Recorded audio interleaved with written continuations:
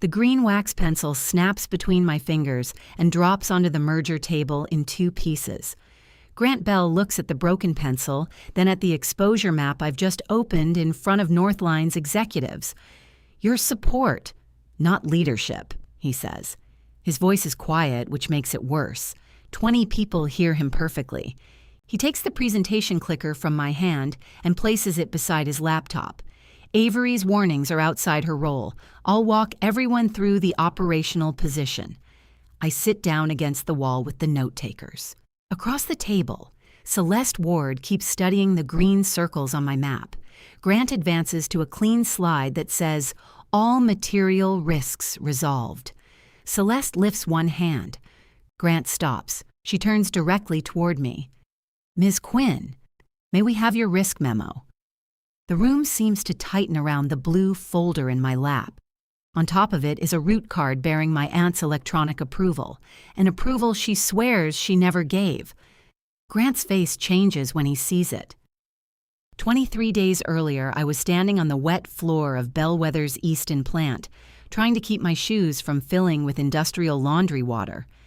"You wore the cute ones," my aunt said. "They're loafers." "They're sponges now." Marisol Serrano wore rubber boots, navy work pants, and a hair covering that made everyone look like they'd joined a very practical cult. She had supervised the midnight wash line for 27 years and could identify 3 kinds of mechanical trouble by sound.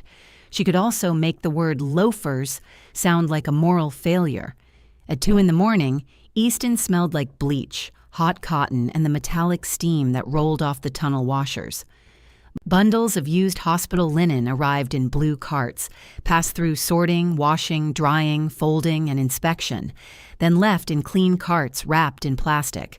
The RFID gates counted each cart at several points. At least they were supposed to. I held my laptop away from the spray coming off a cart washer. "Route 12 processed 19,000 pounds Saturday," I said.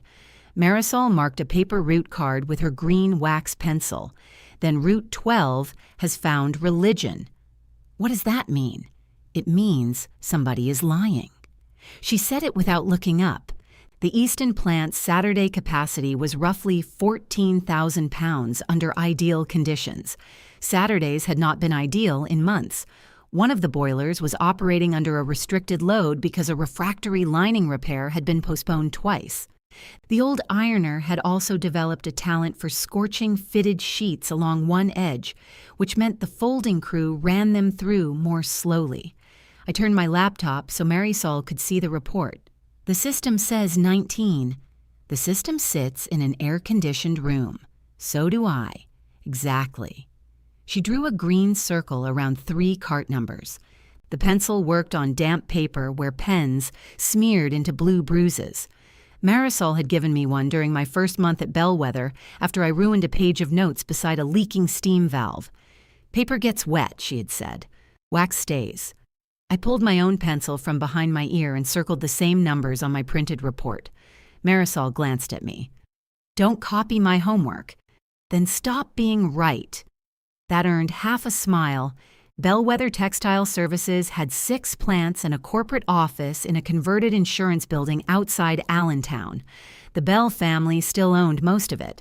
The founder's portrait hung in the lobby, looking disappointed by several decades of furniture choices. Northline Care Supply wanted to buy us because we had dense hospital routes across eastern Pennsylvania and New Jersey. Bellwether wanted the merger because our debt had become expensive and our equipment had become old at exactly the same time. If the deal closed, the family received a respectable exit. Northline gained our routes, and most employees kept their jobs. If it failed, Easton's second boiler would still need repairing Monday morning. Grant understood that better than anyone. He had joined Bellwether after marrying the founder's daughter, but he had lasted through the divorce and 2 CEOs. That took more than a family connection. He knew route economics, remembered customer renewal dates, and could turn a disastrous quarter into a recovery plan before most managers found the right spreadsheet. When a hospital system threatened to leave after 3 weeks of missed deliveries, Grant personally rebuilt the schedule and rode with drivers until service stabilized. He also had a habit of treating bad facts like badly behaved employees. He put them in smaller rooms and lowered their titles. My title was Business Support Analyst. It meant I built operational reports, prepared diligence schedules, reconciled inventory, and answered questions from people whose titles implied they already knew the answers. For the merger, I had been assigned to Grant's integration team.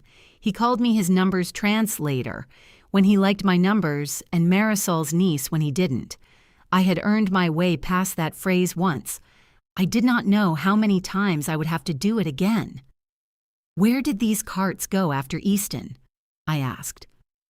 Marisol walked to the dispatch station where laminated root sleeves hung from hooks. They came back clean Monday morning. From where? That's the question I asked. And Gary told me to enjoy my weekend. Gary was Bellwether's regional plant director. He had recently started wearing quarter-zip pullovers with the merger logo embroidered over the heart. I searched the dispatch screen. The 3 carts left Easton at 8:14 Saturday evening under route code E-OVR, then returned at 4:52 Monday morning. The destination field was blank. OVR means overflow, I said. I know what letters mean. You know where we send overflow? We're supposed to send it to North Reading. North Reading was another Bellwether plant. Its weekend capacity was even worse. Marisol pulled a route card from the bottom of the stack. The paper had gone soft at the corners from steam and handling. Across the top, someone had written SCS in black marker. What's SCS? Ask Accounts Payable. Why? Because whoever they are, they don't work for free. She handed me the card. Before letting go, she held it between 2 fingers. Avery, I waited. We need this deal. I know. My pension enhancement is tied to closing. So is Lee's. So is half the night shifts, severance protection. I'm checking 3 carts. You get a crease between your eyes when it's more than 3 carts. I rubbed the spot before I could stop myself. Marisol let go of the card. There, that, exactly. At 4:30, I bought us coffee from the vending machine. It came out the color of old cardboard and tasted more expensive than it was. We drank it in the supervisor's office while the folding line thumped beyond the glass. A framed service certificate hung crooked over Marisol's desk. It thanked her for 25 years of commitment and spelled her last name Serrano. "Why haven't you made them fix that?" I asked. "I did. They sent me another one with the date wrong." "You should display both." "I'm saving the other for my funeral." I looked at her. "My very distant funeral," she added. "You've gotten sensitive since corporate." Accounts Payable opened at 8. I drove to the office with wet socks, the SCS route card in my tote, and a travel mug of coffee that did not improve my judgment. Bellwether's corporate building had once been designed to reassure people about life insurance. It had thick carpet, low ceilings, and conference rooms, named after trees that did not grow in Pennsylvania. Grant had taken sycamore for the merger team. One wall was covered in route maps. Another held a countdown to closing. Days remaining.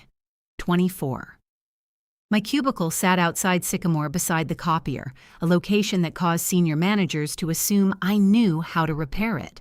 I had learned enough to frighten them. I ran SCS through the payment ledger.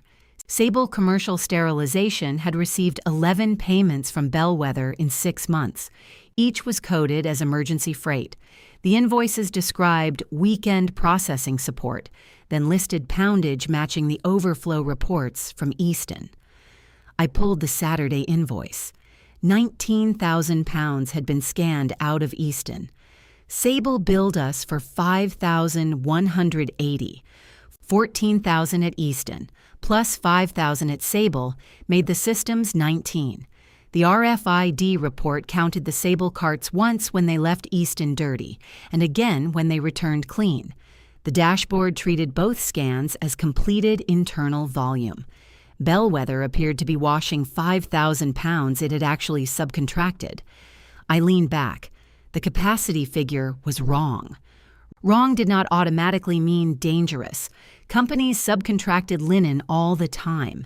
They just had to use approved facilities, maintain chain of custody records, and disclose them where contracts required it. I searched the approved vendor folder.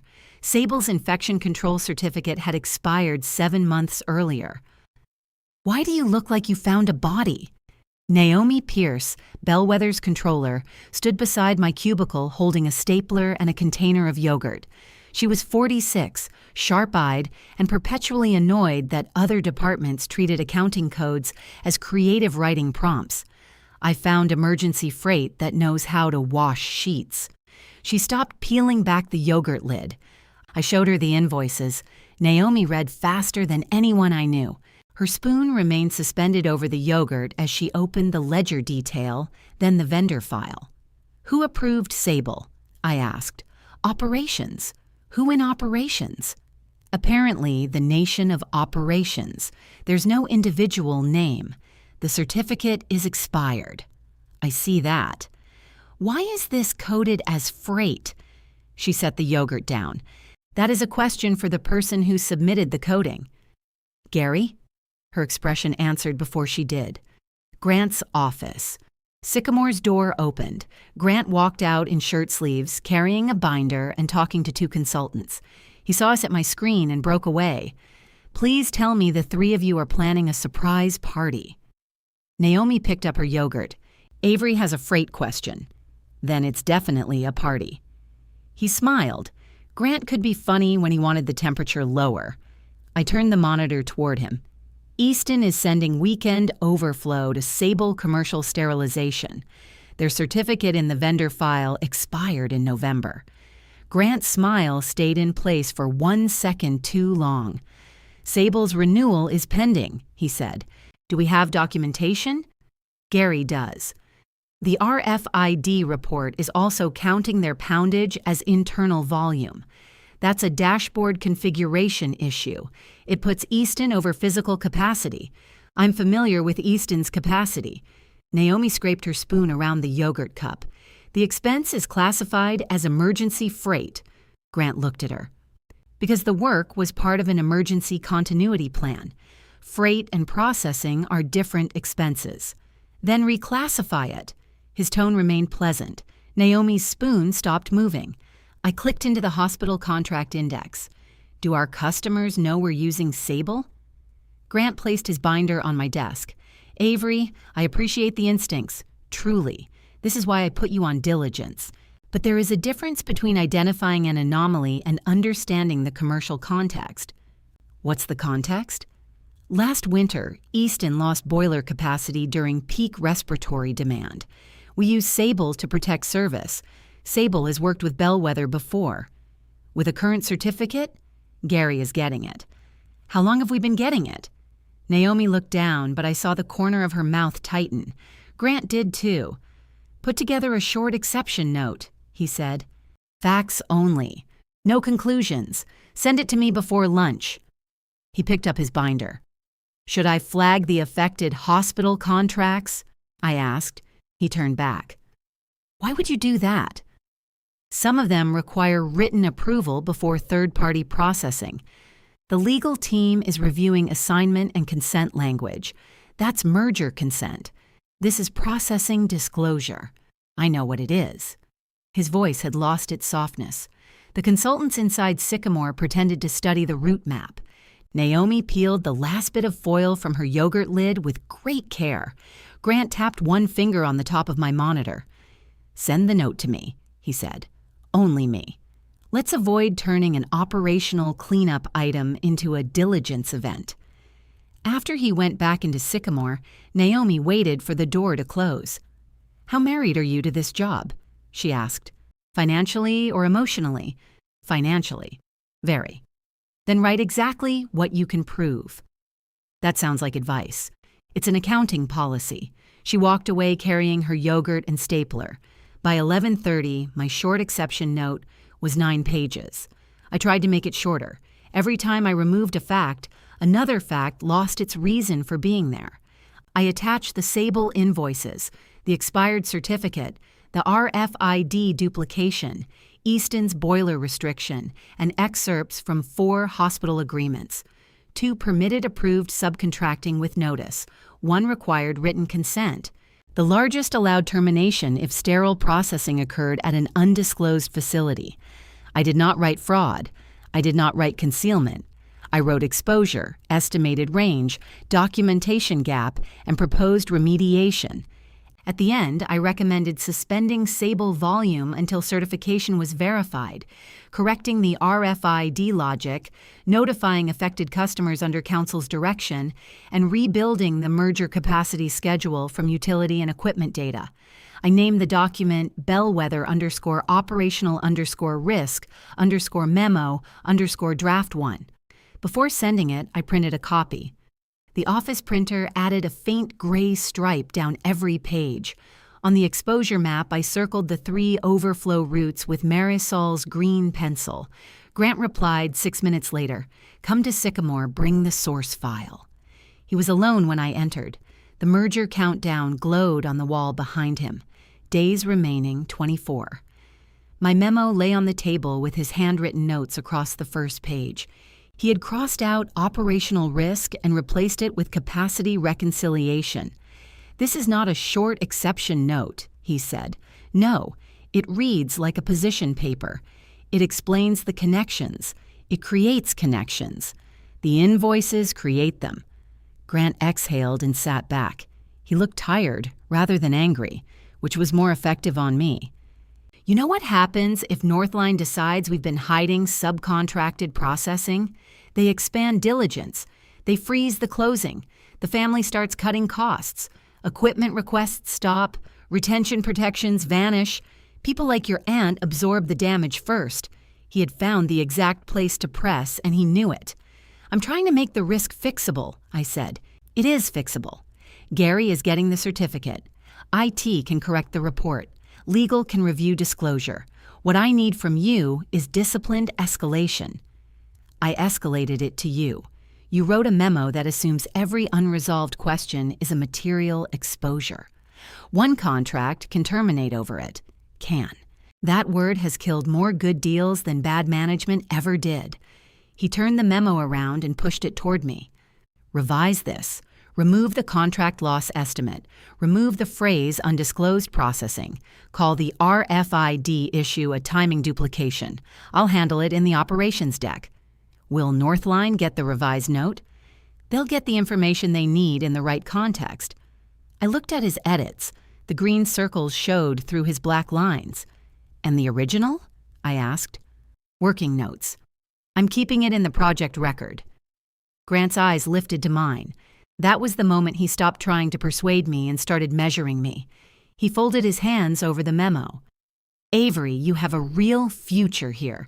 Don't confuse access with authority." Through the glass wall, I could see my cubicle beside the copier. Someone had left a jammed packet in the output tray, waiting for me to fix it. I picked up my memo. "I'll correct anything that's factually wrong."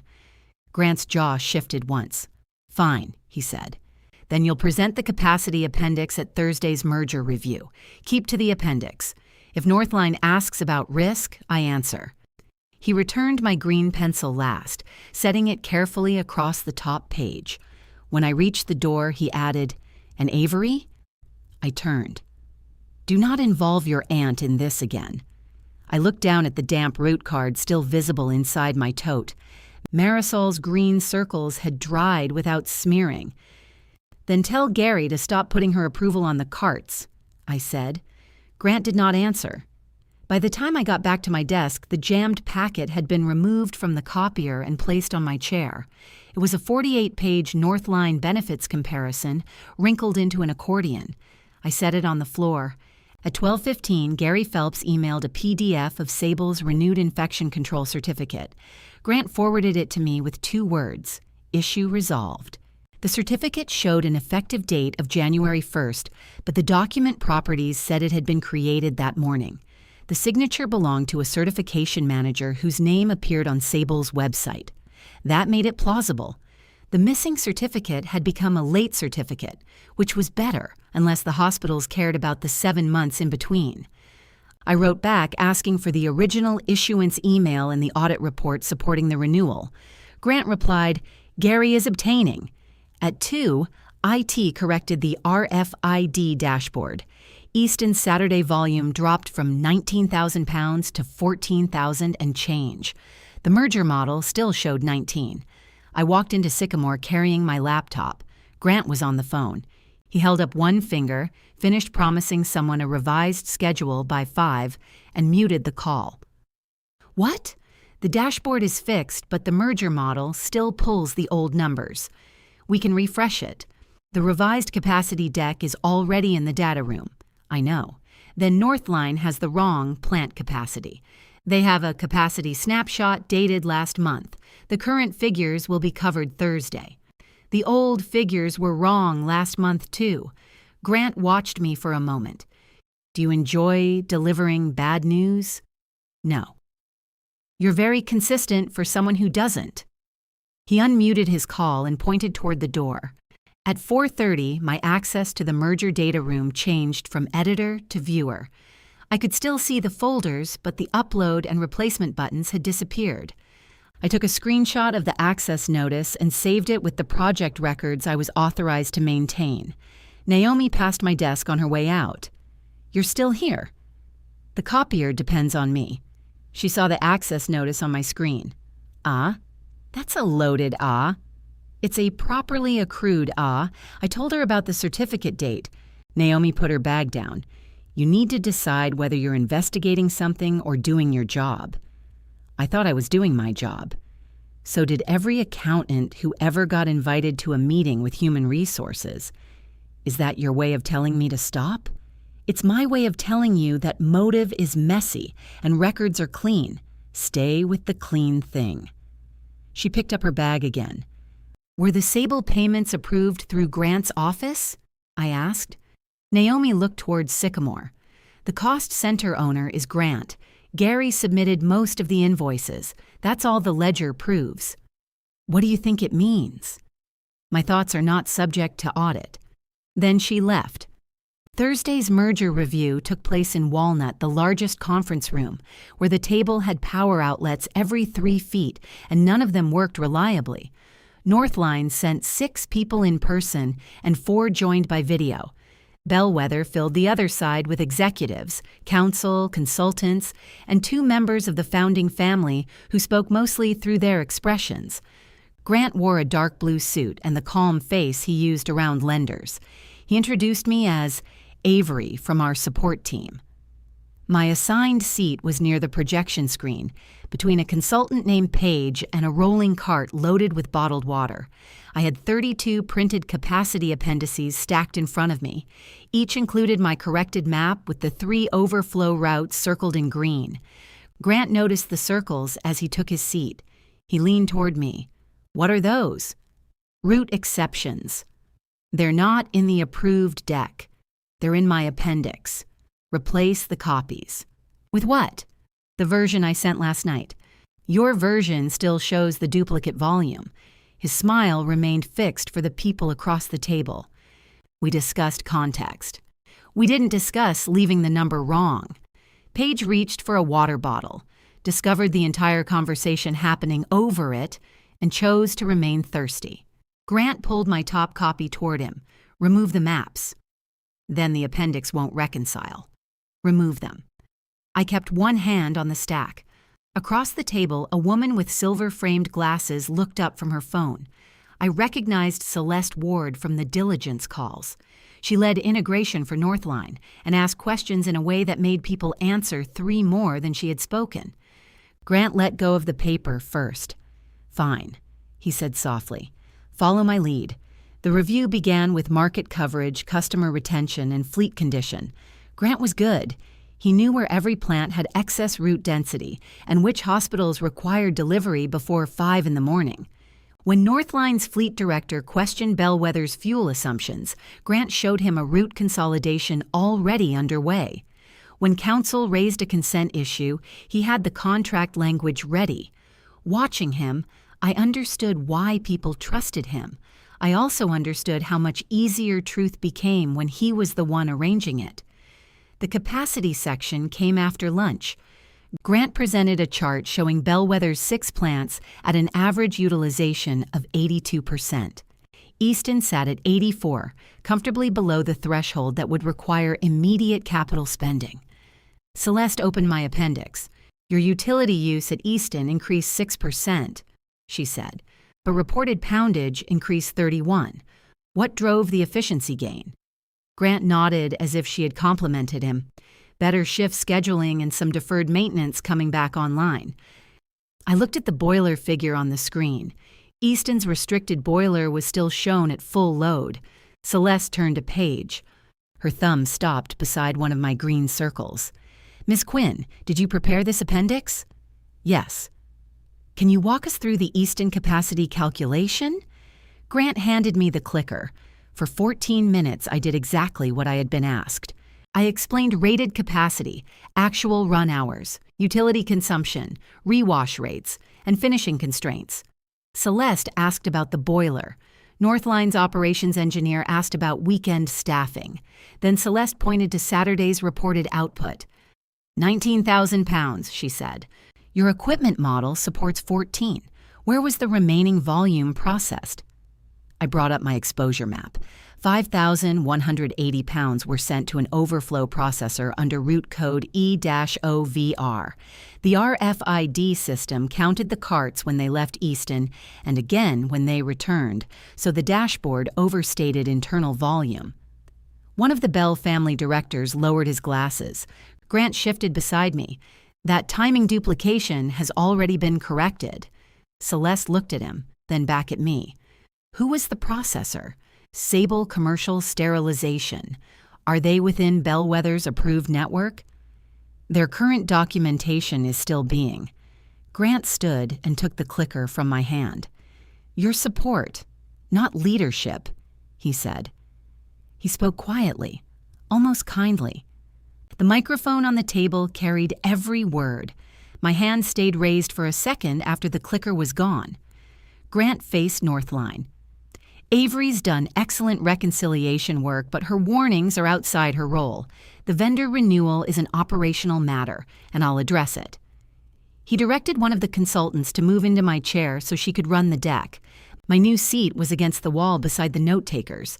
I gathered my laptop and the remaining appendices while everyone waited. The wheels on the rolling water cart squeaked when I brushed against it. I sat down. Grant explained that Sable had supported Bellwether during a temporary equipment constraint, that its renewal paperwork was being collected, and that customer requirements remained under legal review. Each statement was technically adjacent to the truth. Celeste kept my appendix open. She ran her finger along the green circled routes, then wrote something in the margin. When Grant advanced to customer retention, she looked toward me once. I stayed quiet. The review ended at 6:20. Grant shook hands at the door and thanked Northline's team for a productive discussion. Celeste left with my appendix tucked inside her leather portfolio. Grant waited until the room had emptied. "Sycamore," he said. I carried the unused handouts back across the office. Grant closed the door behind us. "What exactly did you think you were doing?" Answering her question. "You were asked for a capacity calculation."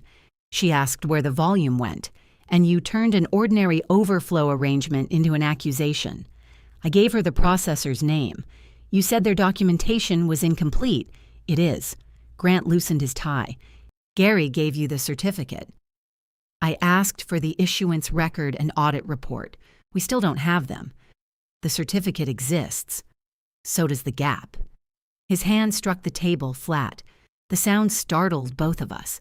He pulled it back and rubbed his palm. "I have spent 18 months keeping this company financeable," he said. "Do you think Northline buys 6 immaculate plants? They buy routes, contracts, equipment, and problems. Our responsibility is to separate problems from threats. Then disclose the problem and explain why it isn't a threat.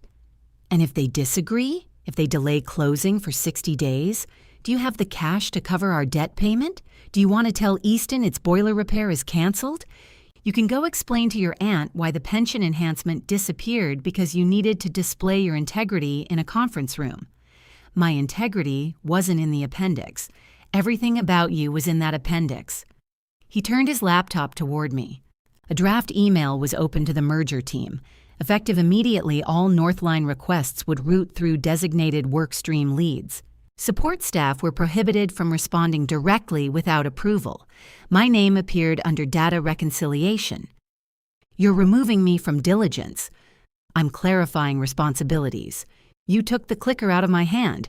You exceeded your assignment. You asked me to present. I asked you to present the calculation, Avery.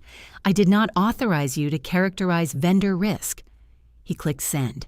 The email arrived on my phone before he finished speaking. Your data room access will remain view only, he said. Starting tomorrow, you'll reconcile garment loss reserves across all 6 plants. Paige will take the capacity workstream. Paige doesn't know the model. Then support her. He stood, signaling the meeting was over. I left Sycamore with the appendices pressed against my chest. Around the office, people became intensely interested in screensavers. At my desk, the copier displayed Paper Jam, Tray 3. I opened Tray 3, removed a mangled page, and shut it harder than necessary. The machine whirred and printed the first page of someone's expense report.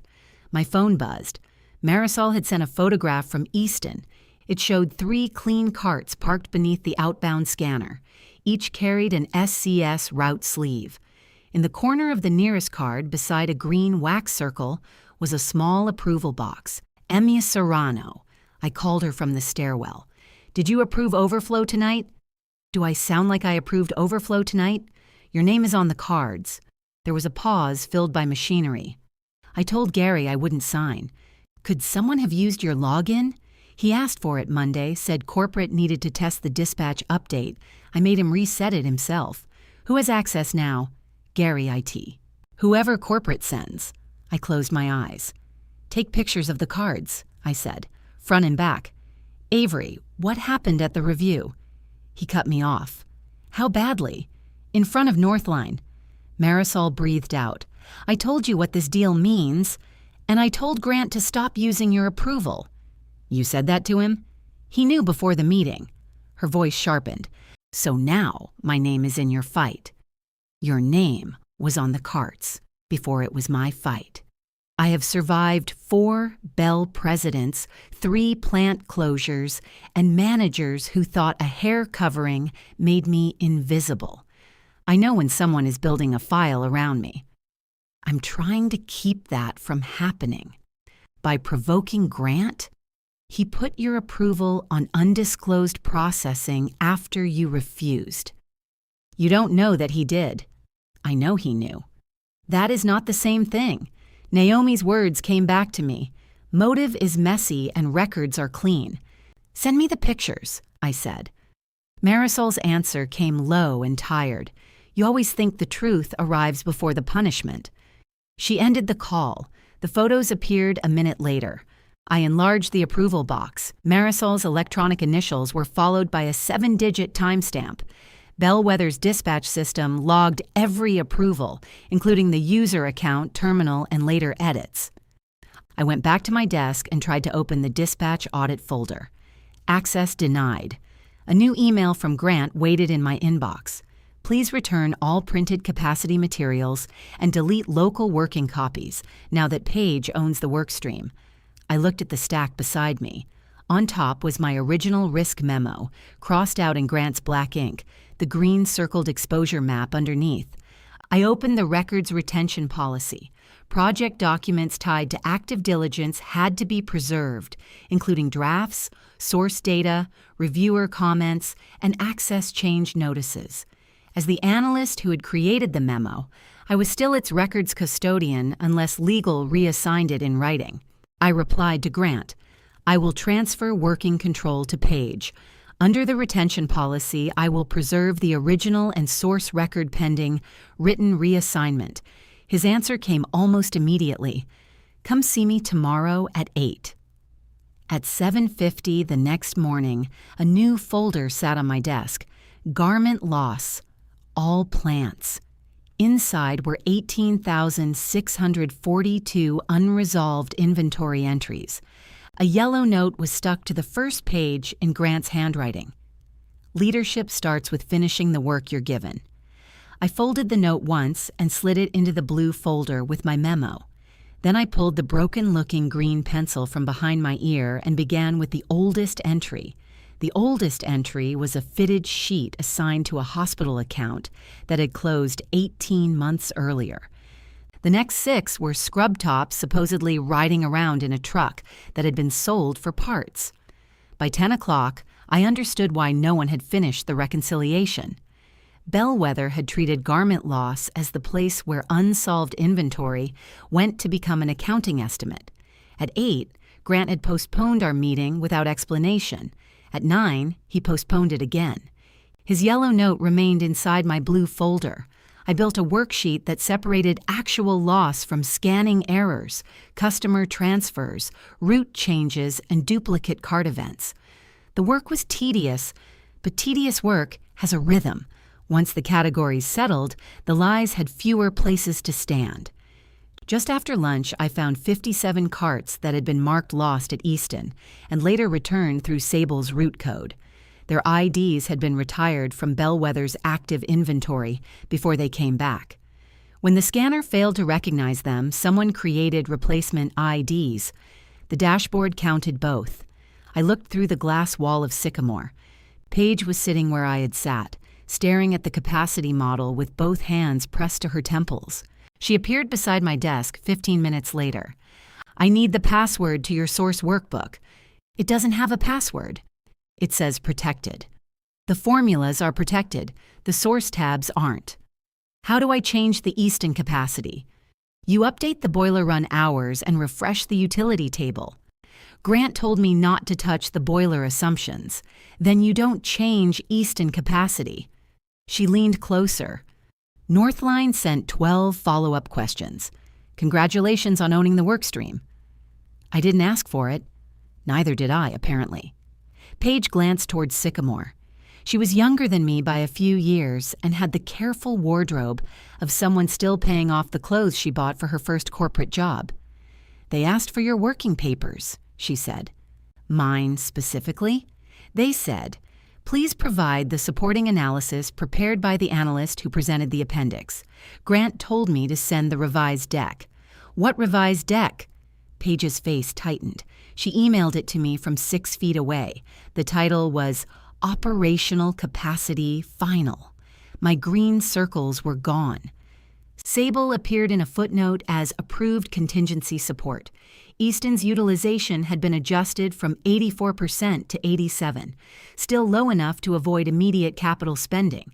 The calculation assumed the restricted boiler could return to full load within 2 weeks. "Who gave you the return date?" I asked. "Grant." "Did he give you the maintenance report?" "He said Gary confirmed it." "Gary isn't maintenance." "I know what Gary isn't." There was more spine in her than I had credited. I opened the equipment directory. Easton's maintenance planner was Devin Lowe, who had approved my boiler source data for the original model. I sent him a normal workstream question, copying Paige. "Please confirm the documented date and requirements for restoration to full load." Devin answered in 4 minutes. "No restoration date. Refractory inspection not yet scheduled. Do not operate above restricted rating." Paige read it over my shoulder. "I'm going to be sick." "Use Grant's trash can." She laughed once, then covered it with a cough. At 3, Grant called us both into Sycamore. He had Devin's email open. "Why are we reopening settled assumptions?" Paige sat very straight. "Northline asked for support." I asked Avery. "So did Northline," I said. Grant closed his laptop. "Paige, give us a minute." She left without looking at me. Grant waited until the door latched. "You are creating a hostile record." I asked maintenance for a maintenance date. "You copied Paige to embarrass me." I copied the workstream owner. "You know exactly what you're doing." "I'm finishing the work I was given." The yellow note was still in my folder, but I did not need to show it. He recognized his own sentence. For a second, his mouth almost curved. Grant appreciated a clean return even when it hit him. Then he reached into his binder and slid a single-page document across the table. It was a role description for Integration Analytics Manager. The salary was $12,000 above mine, with a closing bonus large enough to replace my failing car and leave something in savings. "I plan to discuss this after the merger review," he said. "You're talented. You see connections other people miss." "Is Paige getting one?" "Paige has a different track. What do I have to sign?" His expression cooled. "Why do you assume there's a condition?" "Because you put the salary on top." He removed a second page from his binder. The certification stated that I had escalated all material operating risks identified during diligence and, based on management's responses, considered them resolved or reflected in the final merger schedules. "The RFID issue was corrected," Grant said. "We have Sable's certificate. Legal is handling contract language. The boiler restriction is a maintenance scheduling matter. This lets us close the loop." "It says resolved or reflected in the schedules. They're not reflected in the schedules. They will be addressed in the integration capital plan. Northline hasn't received that. They'll receive it after closing when the plan is complete." I pushed both pages back. Grant left his hand on the role description. "Your aunt's retirement enhancement is approximately $38,000. I felt that in my stomach. He continued gently. "I know what this company means to your family. I'm trying to protect the transaction and give you a seat where you can fix these things properly. After Northline buys the version without them. We are selling a functioning business, Avery. You're behaving as if any imperfection invalidates it. No, I'm behaving as if they get to price what they're buying." Grant pulled the pages away. "I need the certification by 5. You won't have it. Then you will be removed from the retention program for failure to complete assigned merger duties. My assigned duty was data reconciliation. Your assigned duty is supporting the work stream." He spoke with the tired patience of a man explaining gravity. At 4:58, I emailed him a marked certification. I changed resolved to unresolved, listed the missing disclosures, and attached my risk memo. At 5:03, Human Resources sent notice that my retention bonus was suspended pending review. I sat at my desk until the overhead lights switched to their evening setting. $12,000 in salary had vanished, along with a bonus I had already divided into practical uses. Naomi found me adding numbers on the back of an envelope. "That's either a budget or a ransom demand," she said. Budget. Worse. I told her about the certification. She read my marked version, then pulled a chair over. "If they reclassify the Sable invoices now," she said, "the year-to-date processing expense increases and plant margin decreases." "By how much?" "Enough that Northline will ask why the capacity model in the ledger changed during diligence. That explains the freight code. It explains why someone liked the freight code. It doesn't prove why they used it." She opened the accounting system on my computer and guided me to the approval history. Gary had submitted 10 invoices. The earliest had been rejected by accounts payable because processing services cannot be coded as freight. Grant's cost center delegate overrode the rejection the next morning. The following invoices arrived already coded as emergency freight. Naomi printed the approval history to the secure accounting printer. "I'm correcting the classification," she said. "Grant will see." That's the advantage of accounting. Eventually, everyone sees. You could wait until after closing. I could also put my yogurt in a drawer. Some choices age badly. She signed the reclassification report and added it to the controller's closing file. Northline's follow-up questions continued. Paige forwarded them to me when she needed source data, first cautiously and then with growing irritation. Celeste asked for utility invoices, boiler restrictions, subcontractor approvals, and the lineage of every adjustment made after the merger review. Grant answered through the portal. He described my memo as an early analytical draft superseded by verified management schedules. He removed my name from the file index. The next Sable shipment left Easton on Friday night. Marisol refused to approve it. Gary reassigned the transaction to himself, but the printed route card still showed Monsieur Serrano because her name remained the default supervisor on the template. When she demanded corrected cards, Gary moved her to daytime linen inspection for the remainder of the merger period. Marisol called me from the parking lot. "Congratulations," she said. "I have weekends now." My chest tightened. "He changed your shift." "Temporary reassignment. That's what the paper says." "I'm sorry." "I told you punishment gets there first." "I didn't put your name on the template. You kept pulling the thread after I told you where it was tied.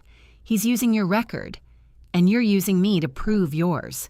That landed because some of it was true." "I need the original route cards," I said. Marisol laughed without humor. "Of course you do. They show you marked the carts before your approval appeared. I know what they show. Then help me correct it. You think correction puts me back on nights? You think a clean file gives me $38,000? No." The word sat between us. "I think Grant is counting on the money to make both of us sign whatever he puts down." Marisol was quiet. I heard a car door close near her. Finally, she said, "Your mother always hated when we fought." "I hate when we fight." "You don't sound very good at it." Neither of us said goodbye. The call simply ended. I kept working the garment loss file.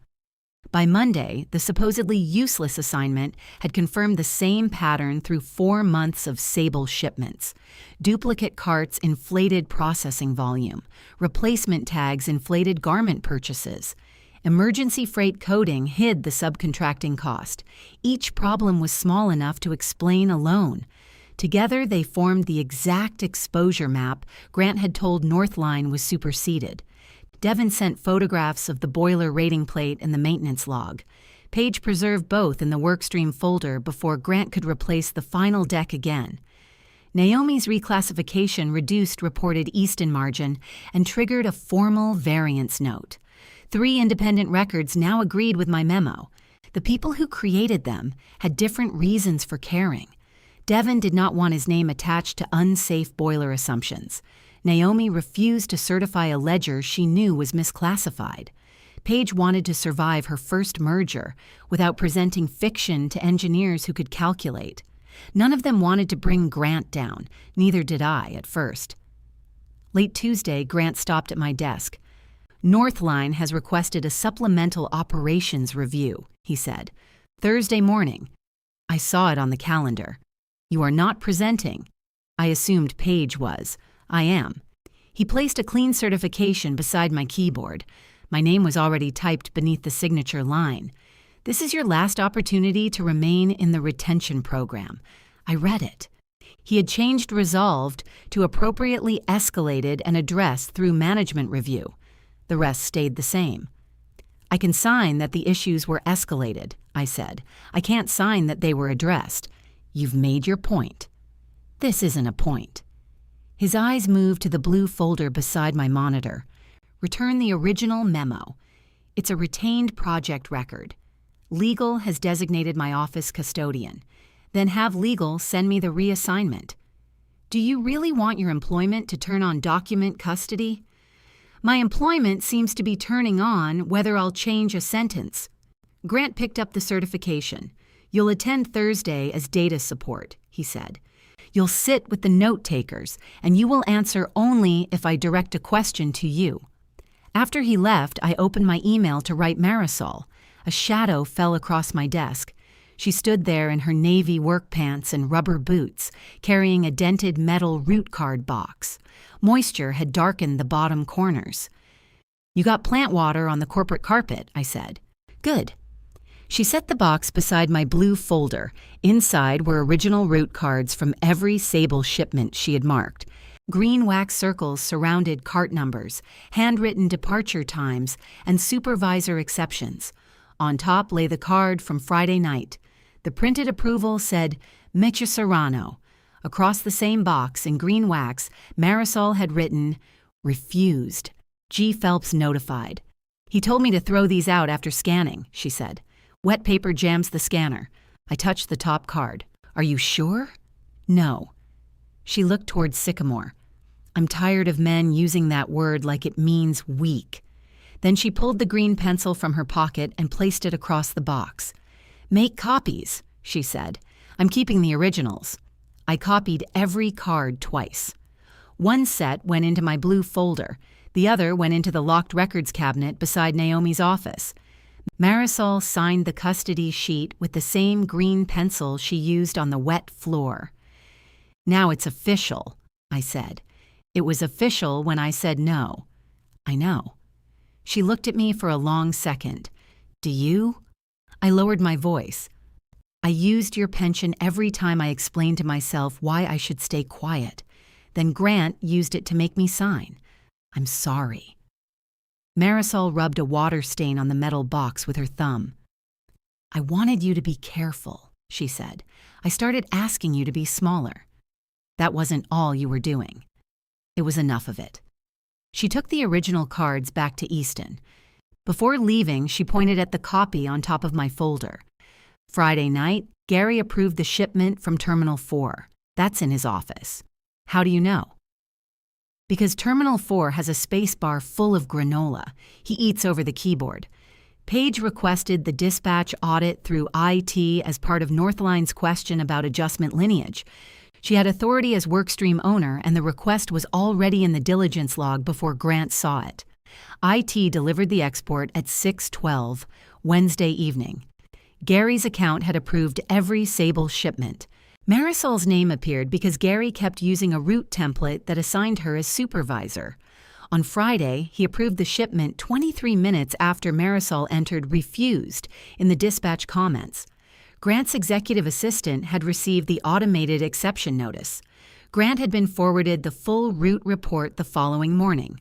The record did not show Grant clicking a button or altering a name. It showed him receiving proof that the documents bearing Marisol's approval were inaccurate, then allowing the same documents to enter the merger schedules. Naomi read the export beside me. "Clean enough?" I asked. She nodded. "Clean enough to ask why nobody cleaned it." Paige added it to the source folder and locked the version history. Devin uploaded the boiler restriction directly behind it. Naomi's reclassification report followed. At 7, Grant discovered the uploads. He came out of Sycamore with his phone in one hand. "Paige." She stood at her desk. "Remove the dispatch export from the diligence folder. It supports Northline's question. It contains personnel information. It contains user IDs and terminals. It is not responsive." Paige swallowed. "Celeste Ward asked for the lineage of post-review adjustments." Grant looked at me. "And Avery told you this was part of it." "The audit log told me." He lowered his voice. "Come inside." Paige glanced at me once, then followed him into Sycamore. She came out 9 minutes later with red marks around her eyes and left the audit log where it was. Grant remained behind the glass until the office emptied. My retention notice arrived before I went home. Suspended had become forfeited. I printed it and put it behind his yellow note. Marisol called while I was in the parking garage. "You sound like you're walking in a cave." "Corporate parking. Same thing. Are you ready?" "No." "Good. People who feel ready walk into machinery." "Is that plant wisdom?" "That's why we have yellow lines on the floor." The supplemental review began at 9 in Walnut. Grant gave Paige the seat beside the projection controls, but he kept the clicker. I sat against the wall with the note-takers, my blue folder on my lap. Marisol's green pencil rested along the fold. Celeste arrived carrying the original appendix she had taken from the first review. My green circles were still visible under her notes. Grant opened with a prepared explanation. Sable's certificate had been renewed. The scanning duplication had been corrected. Easton's boiler capacity would be restored through ordinary maintenance. Customer contracts were being reviewed in the normal course.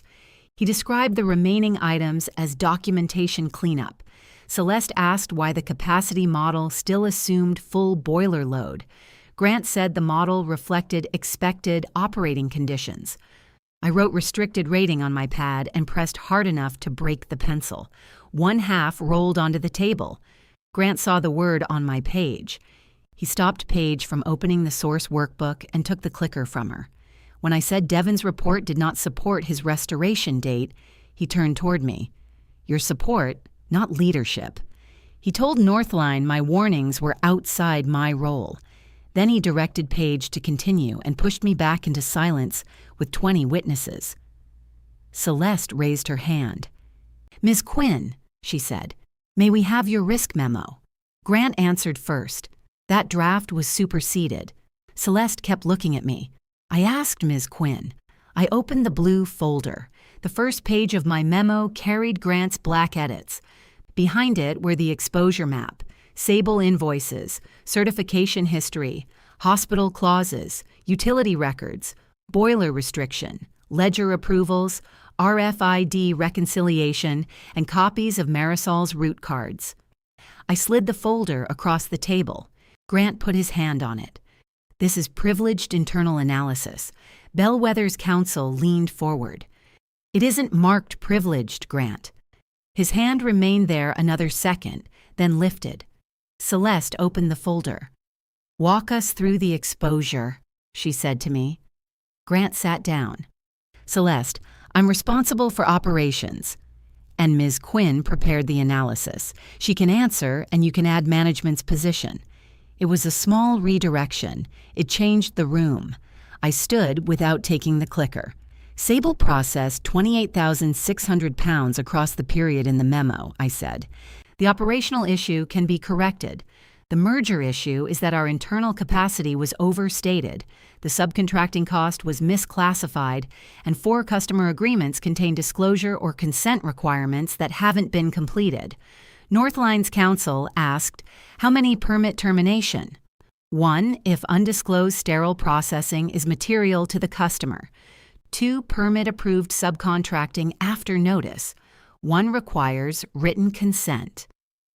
"Has any customer complained about Sable's work?" "We found no complaint tied specifically to Sable." Grant leaned forward. "That is the relevant fact." "It's an important fact," I said. "So is the right to terminate."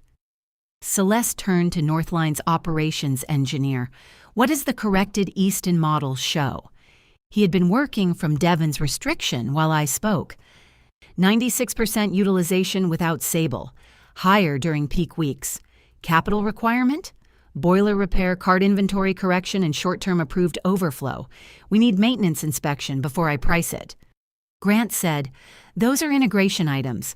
We've always expected capital spending." Celeste turned a route card over. "Why does Ms. Serrano's approval appear on a shipment she refused?" "Template error," Grant said. "Gary Phelps approved the actual transaction." "And when did you learn the template was inaccurate?" He looked at the audit export. The answer was printed in front of him. "After the fact," he said. "Before or after you characterized the processing as approved in the first review?" Grant's gaze moved toward Bellwether's counsel. "Before," he said. The founding family directors sat very still. Grant began explaining the urgency of the winter service crisis, the pressure on Easton, and the risk of missing hospital deliveries. He was good even then. His decision to use Sable had protected service when a boiler was weak and demand spiked. His decision to keep using it had bought Bellwether time. Each week made disclosure harder, until his original practical compromise had become a story he needed every department to repeat. Celeste listened. Then she closed my folder. "We're pausing this work stream," she said. "Northline will validate the affected contracts, the vendor status, and the capacity model.